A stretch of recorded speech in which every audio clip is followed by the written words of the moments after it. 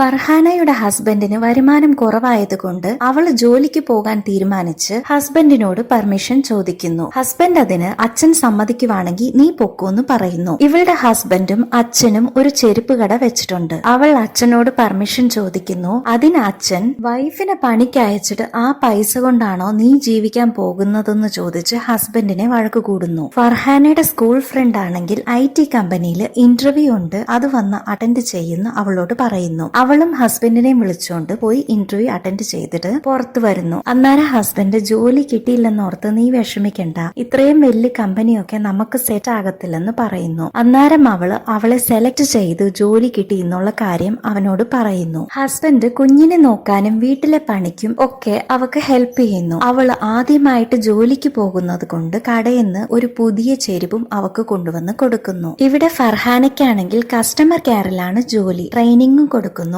ഇവള് ജോലിയിൽ നല്ലതുപോലെ പെർഫോമും ചെയ്യുന്നു. ഫസ്റ്റ് മന്ത് സാലറിയും കിട്ടുന്നു. ഓഫീസിലാണെങ്കിൽ സോഫിയ എന്നൊരു പെണ്ണിനെ ഇവള് പരിചയപ്പെടുന്നു, ഫ്രണ്ടും ആകുന്നു. പെട്ടെന്നൊരു ദിവസം ഫർഹാനയുടെ കുഞ്ഞിന് സുഖമില്ലാതെ ആകുന്നു. ഡോക്ടർ ആണെങ്കിൽ ഓപ്പറേഷൻ ചെയ്യണമെന്ന് പറയുന്നു. കുഞ്ഞിന്റെ ഓപ്പറേഷന് വേണ്ടിയിട്ട് ഇപ്പൊ അവര് കടവും മേടിക്കുന്നു. അവരെ ഓഫീസിൽ തന്നെ വേറെ ഡിപ്പാർട്ട്മെന്റിൽ ജോലി ചെയ്യുവാണെങ്കിൽ നല്ല ഇൻസെന്റീവ് കിട്ടുമെന്ന് മനസ്സിലാക്കിയ ഫർഹാന വേറെ ഡിപ്പാർട്ട്മെന്റിലേക്ക് പോകുന്നു. ആ ഡിപ്പാർട്ട്മെന്റിന്റെ പണി ഫ്രണ്ട് ചാറ്റ് ചെയ്യുന്നതാണ്. സ്റ്റാർട്ടിങ്ങിൽ നല്ലതുപോലെ സംസാരിക്കുന്നവര് പെട്ടെന്ന് ഇന്റിമേറ്റ് ആയിട്ട് സംസാരിക്കാൻ തുടങ്ങുന്നു. ഇത് കേട്ട് ഫർഹാനയ്ക്ക് ഷോക്ക് ആകുന്നു. ആ മനുഷ്യൻ സംസാരിച്ചതൊക്കെ ഓർത്തു നോക്കുമ്പോൾ അവക്ക് വോമിറ്റ് തന്നെ വരാൻ തുടങ്ങുന്നു. പിന്നെ ഇവള് കാണുന്ന ആണുങ്ങൾക്കൊക്കെ രണ്ട് മുഖമുള്ളതുപോലെയാണ് അവക്ക് തോന്നുന്നത്. ഈ ഡിപ്പാർട്ട്മെന്റ് അവക്ക് ഒട്ടും ഇഷ്ടമല്ല. പക്ഷെ 1 വീക്ക് ജോലി ചെയ്യണമെന്നാണ് ഇവിടുത്തെ റൂൾസ് ഉള്ളത്. അതുകൊണ്ട് അവൾ ആ ഡിപ്പാർട്ട്മെന്റിൽ തന്നെ കണ്ടിന്യൂ ചെയ്യുന്നു. ഇവര് സംസാരിക്കുന്ന എല്ലാ കോൾസും കൺട്രോൾ റൂമിൽ ഒരു ചെറുക്കൻ കേട്ടോണ്ടാണ് ഇരിക്കുന്നത്.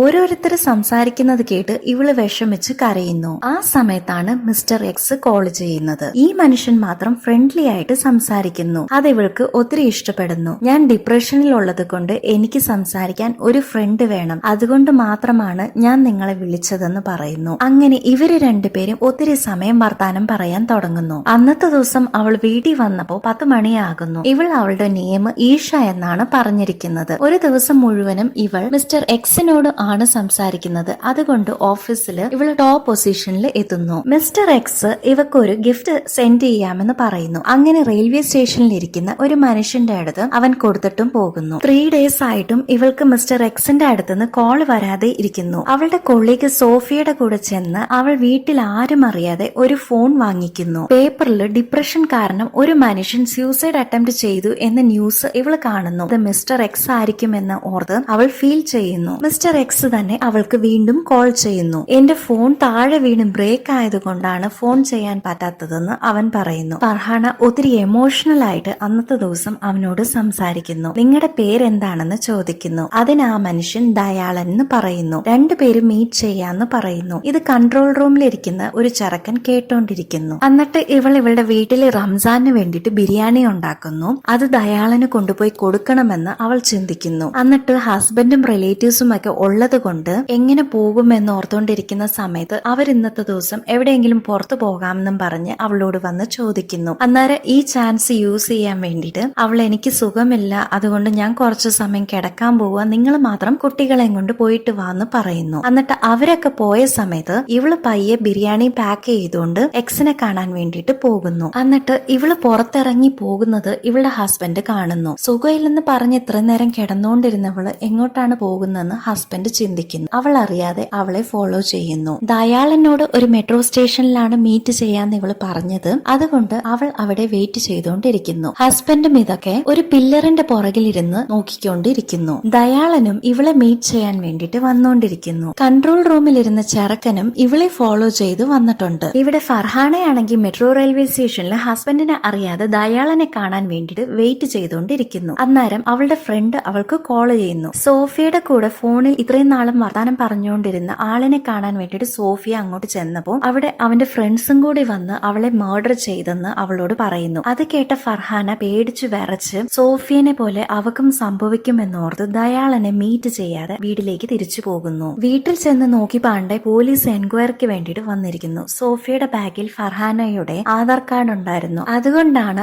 അന്വേഷണത്തിന് വന്നതെന്ന് പറയുന്നു. അവര് സോഫിയയുടെ മർഡറിനെ കുറിച്ച് ഇവളോട് പറഞ്ഞിട്ട് ഇവളോട് ഇവളോട് കുറെ ക്വസ്റ്റ്യൻസ് ചോദിക്കുന്നു. അന്നേരം അവള് സോഫിയയുടെ അടുത്ത് എനിക്ക് ഫോൺ വാങ്ങിക്കാൻ വേണ്ടിയിട്ട് മാത്രമാണ് ഞാൻ ആധാർ കാർഡ് കൊടുത്തത്, അതല്ലാതെ എനിക്ക് അവളെ കുറിച്ച് ഒന്നും അറിഞ്ഞൂടെന്ന് പറയുന്നു. ഇവളുടെ അടുത്ത് ഫോൺ ഉള്ള കാര്യം ഇത്രയും ദിവസം വീട്ടിൽ ആർക്കും അറിയത്തില്ലായിരുന്നു. ഇത് കേട്ട് അച്ഛൻ അവളോട് ദേഷ്യപ്പെടുന്നു. ഇതിനാണ് ഞാൻ അന്ന് തന്നെ നിന്നോട് പറഞ്ഞത് ജോലിക്കൊന്നും പോകണ്ടെന്ന്. ഇപ്പൊ നീ കാരണം ഞങ്ങൾക്ക് പുറത്ത് തല കാണിക്കാൻ കഴിയാതെ ആയല്ലോ എന്നും പറഞ്ഞ് അവളോട് വഴക്ക് കൂടുന്നു. എന്നിട്ട് അവള് ഇനി ഞാൻ ജോലിക്കൊന്നും പോകുന്നില്ലെന്ന് ഹസ്ബൻഡിനോട് വന്ന് പറയുന്നു. നീ ഒരു തെറ്റും ചെയ്തിട്ടില്ലല്ലോ, നീ ഇപ്പൊ ജോലിക്ക് പോകാതെ ഇരുന്ന നിന്റെ മേളിൽ തെറ്റുള്ളത് കൊണ്ടാണ് ഞാൻ നിന്നെ ജോലിക്ക് അയക്കാത്തതെന്ന് എല്ലാരും പറയും, അതുകൊണ്ട് നീ ജോലിക്ക് പോകുന്നു പറയുന്നു. സോഫിയക്ക് സംഭവിച്ചതുപോലെ ഇവൾക്കും സംഭവിക്കും എന്നോർത്ത് ഇവള് ഭയപ്പെടുന്നു. അതുകൊണ്ട് അവൾ ദയാളനെ അവോയ്ഡ് ചെയ്യാൻ പോകുവാണെന്ന് പറയുന്നു. അന്നത്തെ ദിവസം ദയാളൻ കോൾ ചെയ്യുന്നു. അന്നേരം എന്താണ് നീ ഇന്നലെ വരാതെ എന്ന് ചോദിക്കുന്നു. അതിനവള് നമുക്ക് തമ്മിൽ ഒരു ബന്ധവും ഇല്ല, നിങ്ങൾ ഫ്രണ്ട് ചാറ്റ് ചെയ്യുന്നു, ഞാൻ കസ്റ്റമർ കെയറിൽ നിന്ന് സംസാരിക്കുന്നു, അത്രയല്ലേ ഉള്ളു, പിന്നെ എന്തിനാണ് ഞാൻ നിങ്ങളെ വന്ന് മീറ്റ് ഒക്കെ ചെയ്യുന്നതെന്ന് ഹാർഷായിട്ട് സംസാരിക്കുന്നു. അത് കഴിഞ്ഞ് ഇവള് ദയാളനോട് സംസാരിക്കാതെ ഇരിക്കുന്നു. പിന്നെ മറ്റു കസ്റ്റമേഴ്സിനോട് ഇവക്ക് സംസാരിക്കുന്നത് ആദ്യമേ തന്നെ ഇഷ്ടമല്ലാത്തത് കൊണ്ട് ഇവൾ ആ കോൾസും അറ്റൻഡ് ചെയ്യുന്നില്ല. അതുകൊണ്ട് ഇവക്കാണെങ്കിൽ പോയിന്റ്സ് കുറയാൻ തുടങ്ങുന്നു. ഇപ്പൊ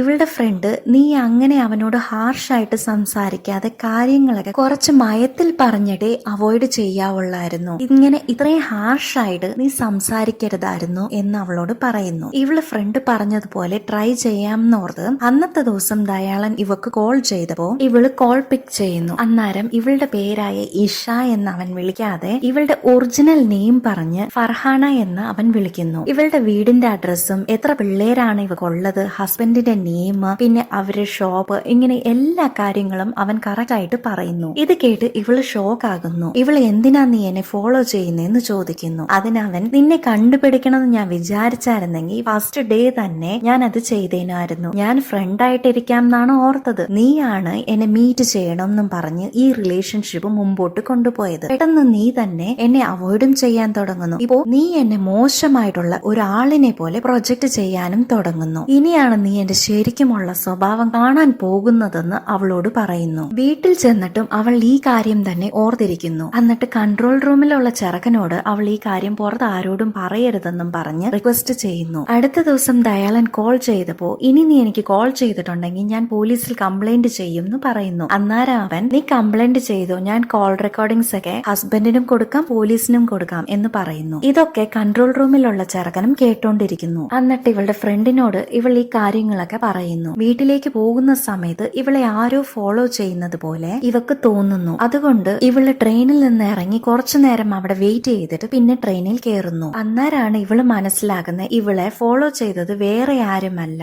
ഇവളുടെ ഹസ്ബൻഡ് ആണെന്ന്. വീട്ടിലേക്ക് വന്നിട്ട് ഇവള് ഹസ്ബൻഡിനോട് വഴക്കുണ്ടാക്കുന്നു. പക്ഷെ ഹസ്ബൻഡ് ഒന്നും തിരിച്ചു പറയുന്നില്ല. എന്നിട്ട് ഇവൾ കബോർഡ് തുറന്നപ്പോ ഇവൾ അന്ന് ദയാളന് ബിരിയാണി കൊണ്ടുപോയില്ലായിരുന്നു. ആ പാത്രം ഇവൾ അവിടെ തന്നെ പേടിച്ചിട്ട് മറന്നു വെച്ചിട്ട് പോരും. ആ പാത്രം ഇവള് കബോർഡ് തുറന്നപ്പോ അതിന്റെ അകത്തിരിക്കുന്നത് ഇവൾ കാണുന്നു. കൺട്രോൾ റൂമിലുള്ള ചെറുക്കൻ ഇനി ദയാളന്റെ കോള് നിങ്ങൾക്ക് വരാത്തതുപോലെ ഞാൻ സെറ്റ് ചെയ്തിട്ടുണ്ട്, അതുകൊണ്ട് നിങ്ങൾ പേടിക്കണ്ടെന്ന് പറയുന്നു. ദയാളനാണെങ്കിൽ കോൾ ചെയ്യുന്നു. പക്ഷെ ഫർഹാനെ കോണ്ടാക്ട് ചെയ്യാൻ പറ്റുന്നില്ല. മറ്റേ എല്ലാ പെണ്ണുങ്ങൾക്കും കോള് കിട്ടുന്നു. അതുകൊണ്ട് ഇവന് ദേഷ്യം വരുന്നു. ഹസ്ബൻഡിന്റെ കൂടെ ഫർഹാന പോകുന്നത് ദയാളൻ നോട്ട് ചെയ്യുന്നു. അവളുടെ ഫോൺ കുറെ നേരമായിട്ട് റിംഗ് ചെയ്തുകൊണ്ടിരിക്കുന്നത് കാര്യം വാച്ച്മാൻ വന്ന് അവളോട് പറയുന്നു. വന്നു നോക്കിയപ്പോ ദയാളനാണ് അവക്ക് കോൾ ചെയ്തത്. ഇവൾ കോൾ അറ്റൻഡ് ചെയ്യുന്നു. അന്നേരം ദയാളൻ ഹസ്ബൻഡിന് ആക്സിഡന്റ് ആയതുകൊണ്ട് ഹോസ്പിറ്റലിലാണുള്ളത് പറയുന്നു. ഇവൾ ചെന്ന് ഹസ്ബൻഡിനെ കാണുന്നു. അന്നേരം ഹസ്ബൻഡ് ഒരു കാറാണ് ഇടിച്ചതെന്ന് പറയുന്നു. ഫോൺ മിസ്സായത് കൊണ്ടാണ് നിന്നെ വിളിക്കാൻ പറ്റാത്തത്, നീ എങ്ങനെ ഇങ്ങോട്ട് വന്നതെന്ന് ചോദിക്കുന്നു. ഹോസ്പിറ്റലിൽ നിന്ന് കോൾ ചെയ്ത് എന്നോട് വരാൻ പറഞ്ഞതെന്ന് ഇവൾ നുണ പറയുന്നു. ഹസ്ബൻഡിന്റെ ഫോൺ നമ്പറിൽ നിന്ന് ദയാളൻ ഫോൺ ചെയ്ത് നിന്റെ ഹസ്ബൻഡിനെ കാണാൻ ഞാൻ ഹോർലിക്സും ഫ്രൂട്ട്സും വാങ്ങിച്ചുകൊണ്ട് വന്നിട്ടുണ്ട്, കോൾ റെക്കോർഡിംഗ്സും കൂടെ ഞാൻ കാണിക്കട്ടെ എന്ന് ചോദിക്കുന്നു. ഇവളിങ്ങനെ സംസാരിച്ചുകൊണ്ടിരിക്കുന്നത് കേട്ട ഹസ്ബൻഡ് ആരാണെന്ന് ചോദിക്കുന്നു. അതിനവള് നിങ്ങളുടെ ഫോൺ മിസ്സായില്ലായിരുന്നോ, അത് കൊണ്ടുവന്ന് തരാമെന്ന് ഒരു മനുഷ്യൻ കോൾ ചെയ്ത് പറഞ്ഞതാണെന്ന് ഹസ്ബൻഡിനോട് നുണ പറയുന്നു. നിനക്കിപ്പോ എന്താണ് വേണ്ടതെന്ന് അവള് അവനോട് ചോദിക്കുന്നു. അതിന് നീയല്ലേ ആദ്യം മീറ്റ് ചെയ്യാമെന്ന് സ്റ്റാർട്ടിങ് ചെയ്തത്, അതുകൊണ്ട് ഇപ്പോ നീ എന്നെ മീറ്റ് ചെയ്യാൻ എന്റെ വീട്ടിലേക്ക് വരണോന്ന് പറയുന്നു. ഈ കാര്യങ്ങളൊക്കെ ഇവൾ അടുത്ത ദിവസം അവളുടെ ഫ്രണ്ടിനോട് ചെന്ന് പറയുന്നു. അതിന് ഫ്രണ്ട് നീ എന്തിനാ മീറ്റ് ചെയ്യാൻ സമ്മതിച്ചെന്ന് ചോദിക്കുന്നു. അവൻ എന്നെ ബ്ലാക്ക്മെയിൽ ചെയ്തുകൊണ്ടിരിക്കുന്നു, എത്ര ദിവസം ഞാനും അവനെ പേടിച്ച് ഇങ്ങനെ ഇരിക്കുന്നത്, അതുകൊണ്ടാണ് ഞാൻ ഈ പ്രശ്നത്തിനെ ഫേസ് ചെയ്യാൻ തീരുമാനിച്ചതെന്ന് പറയുന്നു. ആദ്യമായിട്ട് ഒരു ഗിഫ്റ്റ് അയച്ചില്ലായിരുന്നു, ആ ഗിഫ്റ്റ് വാങ്ങിച്ച കട ഏതാന്ന് കണ്ടുപിടിച്ച് ആ കടയിൽ ചെന്ന് എന്ന് ഇവര് ചോദിക്കുന്നു. അന്നേരം അത് ക്രെഡിറ്റ് കാർഡ് സ്വൈപ്പ് ചെയ്താണ് വാങ്ങിച്ചതെന്ന് അവര് പറയുന്നു. അവര് ആ ക്രെഡിറ്റ് കാർഡ്സിന്റെ ഡീറ്റെയിൽസ് ഒക്കെ ചെക്ക് ചെയ്ത് നോക്കുന്നു. അതിൽ അവന്റെ പേരും അഡ്രസ്സും ഇവര് കണ്ടുപിടിക്കുന്നു. ലാസ്റ്റ് ആയിട്ട് കാർഡ് എവിടെയാണ് സ്വൈപ്പ് ചെയ്തതെന്ന് അവര് നോക്കുന്നു. അന്നേരം അതൊരു മാളിൽ ഒരു കടയുടെ പേര് കാണിച്ച് ആ കടയിലാണ് സ്വൈപ്പ് ചെയ്തതെന്ന് കാണിക്കുന്നു. അന്നേരം ഫർഹാന അങ്ങോട്ട് പോകാൻ വേണ്ടിയിട്ട് തുടങ്ങുന്നു. അന്നേരം കൺട്രോൾ റൂമിലുള്ള ചെറുക്കൻ ഞാനും നിങ്ങളുടെ കൂടെ വരാമെന്ന് പറയുന്നു. അവള് വേണ്ട, ഞാൻ മാത്രം ഒറ്റയ്ക്ക് പോകോളാന്ന് പറഞ്ഞിട്ട് അവള് പോകുന്നു. അവൻ ഷോപ്പിലുള്ളത് ഇവൾ കണ്ടുപിടിക്കുന്നു. അത് അവൻ തന്നെയാണോ എന്ന് അറിയാൻ വേണ്ടിയിട്ട് അവളുടെ ഫ്രണ്ടിനോട് കസ്റ്റമർ കെയറിൽ നിന്ന് കോൾ ചെയ്യുന്നത് പോലെ കോൾ ചെയ്യിപ്പിക്കുന്നു. അന്നേരം അവൻ കോൾ അറ്റൻഡ് ചെയ്യുന്നു. അങ്ങനെ അവനാണ് ദയാളനെന്ന് ഇവര് കൺഫേമും ചെയ്യുന്നു. എന്നിട്ട് അവൻ ഒരു കഫേയില് കോഫി കുടിക്കുന്നത് അവൾ കാണുന്നു. അവൾ അവളുടെ ഫേസ് കവർ ചെയ്തിട്ട് അവന്റെ അടുത്ത് ചെന്ന് ആ ഫോൺ എടുക്കാൻ വേണ്ടിയിട്ട് പോകുന്നു. അന്നേരം അവൻ ചാടി അവളുടെ കയ്യെ പിടിച്ചിട്ട് എന്താ ഫർഹാന, നിനക്ക് എന്റെ ഫോൺ വേണോ എന്ന് ചോദിക്കുന്നു. അന്നേരം അവള് പെപ്പർ സ്പ്രേ എടുത്ത് അവന്റെ ഫേസിൽ സ്പ്രേ ചെയ്തിട്ട് അവിടെ നിന്ന് എസ്കേപ്പ് ആകുന്നു. അവനും പുറകെ എത്തുന്നു. എസ്കലേറ്ററിൽ കേറാൻ നേരത്ത് ആ ബട്ടൺ ആരാണ്ട് പെട്ടെന്ന് ഓഫ് ചെയ്യുന്നു. ആരെന്ന് നോക്കിയപ്പോ കൺട്രോൾ റൂമിൽ ഇരിക്കുന്ന ആ ചെറുക്കനാണ്. ഈ ബട്ടൺ ഓഫ് ആയതുകൊണ്ട് ഈ മനുഷ്യൻ താഴോട്ട് വീഴുന്നു. എന്നിട്ട് അവൾ ആ ഫോൺ എടുത്തോണ്ട് ഓടിച്ചെന്ന് ഒരു സർവീസ് സെന്ററിൽ കൊടുത്തിട്ട് അൺലോക്ക് ചെയ്യുന്നു. അതിനുള്ളിൽ അവൻ ഐഫോണിൽ ഇരുന്ന എല്ലാ ഡേറ്റാസും ഡെലീറ്റ് ചെയ്യുന്നു. എല്ലാ ഫോൾഡേഴ്സും എംപ്റ്റി ആയിട്ടാണ് ഇരിക്കുന്നത്. അന്നേരം ദയാളൻ അവക്ക് കോൾ ചെയ്തിട്ട് ഫോൺ എടുത്ത എല്ലാ പ്രശ്നം തീരുന്നാണോ നീ വിചാരിച്ചത്? എന്റെ വീട്ടിലേക്ക് വരുന്നതല്ലാതെ വേറെ ഒരു ഓപ്ഷനും നിന്റെ മുമ്പിൽ ഇല്ലെന്ന് പറയുന്നു. ഇപ്പോ ഹസ്ബൻഡിനെങ്ങാനും ഇവൻ റെക്കോർഡിങ്സ് അയക്കുമെന്ന് ഇവള് പേടിച്ച് ഹസ്ബൻഡിന് മെസ്സേജ് വരുന്ന സമയത്തൊക്കെ ഓടിച്ചെന്ന് അത് ഓപ്പൺ ചെയ്ത് നോക്കുന്നു. ദയാളൻ കോൾ ചെയ്ത സമയത്ത് അവൾ പെട്ടെന്ന് അവളുടെ ഫോൺ എടുത്ത് സ്വിച്ച് ഓഫ് ചെയ്യുന്നു. ആ സമയത്ത് ദയാളൻ ഹസ്ബൻഡിന് കോൾ ചെയ്യുന്നു. ഹസ്ബൻഡ് കോൾ അറ്റൻഡ് ചെയ്യുന്നു. പക്ഷെ ആരും സംസാരിക്കാത്തത് കൊണ്ട് ഹസ്ബൻഡ് കോൾ കട്ട് ചെയ്യുന്നു. ഹസ്ബൻഡ് ചായ ചോദിക്കുന്നു. അതുപോലും അവൾ ടെൻഷനിൽ താഴെ ഇടുന്നു. എന്നിട്ട് അവൾ അടുത്ത ദിവസം ദയാളനെ മീറ്റ് ചെയ്യാൻ പോകുന്നു. അന്ന് ട്രെയിനിൽ ഫർഹാനയാണെന്നോർത്ത് അവൻ വേറെ ഒരു പെണ്ണിനെ ചെന്ന് ഫർഹാനെന്ന് വിളിച്ചു തൊടുന്നു. അന്നേരം ആ പെണ്ണ് തിരിഞ്ഞിട്ട് ഇവന്റെ ഒറ്റ അടി വെച്ച് കൊടുക്കുന്നു. പുറത്തിറങ്ങാൻ വേണ്ടിയിട്ട് ഇവൻ ശ്രമിച്ചപ്പോഴത്തേക്കും ഡോർ ക്ലോസ് ആകുന്നു. ട്രെയിനിലുള്ളവരൊക്കെ ഇവനെ തന്നെ നോക്കുന്നത് കണ്ട് ഇവൻ അത് നാണക്കേടാകുന്നു. ഇപ്പൊ ഫർഹാനയാണെങ്കിൽ ദയാളനെ മീറ്റ് ചെയ്യാൻ വേണ്ടിയിട്ട് വീട്ടിന്റെ കോളിംഗ് ബെൽ പ്രസ് ചെയ്യുന്നു. ആ സമയത്ത് ദയാളൻ ഫോണിൽ ആരാണ്ടോട് ഞാൻ അയച്ചിരിക്കുന്ന ലൊക്കേഷനിലേക്ക് വേഗം വന്നേക്കണം എന്ന് പറയുന്നത് ഇവൾ കേൾക്കുന്നു. എന്നിട്ട് ഫർഹാനയോട് നീ മെട്രോ സ്റ്റേഷനിലേക്ക് വരാത്തത് കൊണ്ട് ഞാൻ നിനക്ക് എന്ത് പറ്റിയെന്ന് അറിയാൻ വേണ്ടിയിട്ടാണ് നിനക്ക് ഫോൺ ചെയ്തത്. പക്ഷെ നീയാണെങ്കിൽ എന്നെ അവോയ്ഡ് ചെയ്യാൻ തുടങ്ങിയിരിക്കുന്നു. ഞാൻ ഫ്രണ്ട് ആയിട്ടിരിക്കാന്നല്ലേ ഓർത്തത്, പക്ഷെ നീയല്ലേ എന്നെ മീറ്റ് ചെയ്യാൻ വിളിച്ചത്. എന്നിട്ട് നീ വിളിക്കും, പിന്നെ നീ തന്നെ എന്നെ അവോയ്ഡും ചെയ്യും എന്നൊക്കെ കുറെ പറഞ്ഞിട്ട് ഇനി ഞാൻ നിന്നെ വെറുതെ വിടാൻ പോകുന്നില്ലെന്ന് പറയുന്നു. എന്നിട്ട് ഇവൻ കോൾ ചെയ്ത് വരാൻ പറഞ്ഞത് വേറെ ആരെയല്ല, ഇവന്റെ ഹസ്ബൻഡിനെ തന്നെയാണ് വരാൻ പറഞ്ഞത്. ഇപ്പൊ ഹസ്ബൻഡ് വീട്ടിലേക്ക് എത്തുന്നു. ലാസ്റ്റ് നൈറ്റ് ഫർഹാന പേടിച്ച് കരയുന്നതും ടെൻഷനായിട്ട് ചായ താഴെ ഇട്ടതും ഒക്കെ ഹസ്ബൻഡ് കണ്ടിട്ട് അവളോട് എന്ത് പറ്റിയെന്ന് ചോദിക്കുന്നു. അന്നേരം ഫർഹാന ഞാനൊരു ഫ്രണ്ട് ആയിട്ട് വിചാരിച്ചാണ് ഡിപ്രഷനിലിരുന്ന മനുഷ്യനോട് സംസാരിച്ചത്. പക്ഷെ സോഫിയയുടെ ഡെത്ത് കണ്ടപ്പോ തൊട്ട് ഞാൻ പേടിച്ചിട്ട് ആ മനുഷ്യനോട് സംസാരിക്കുന്നത് സ്റ്റോപ്പ് ചെയ്തു. പക്ഷെ ആ മനുഷ്യൻ എന്നെ ബ്ലാക്ക്മെയിൽ ചെയ്യുവാണെന്ന് എല്ലാ സത്യങ്ങളും തുറന്നു പറയുന്നു. ഇത് കേട്ട ഹസ്ബൻഡ് ഫസ്റ്റ് ടൈം ഞാൻ നിന്നെ മെട്രോ സ്റ്റേഷനിൽ ഇരിക്കുന്നത് കണ്ടപ്പോ തന്നെ ഞാൻ ഇനി ജീവനോടെ ഇരിക്കരുതെന്നാണ് തീരുമാനിച്ചത്. എന്നെ കൊണ്ട് നല്ല ജോലിക്ക് പോകാൻ പറ്റുന്നില്ല, വീട്ടിലെ കാര്യങ്ങളൊക്കെ നോക്കാൻ കഴിയാത്തത് കൊണ്ടാണോ നീ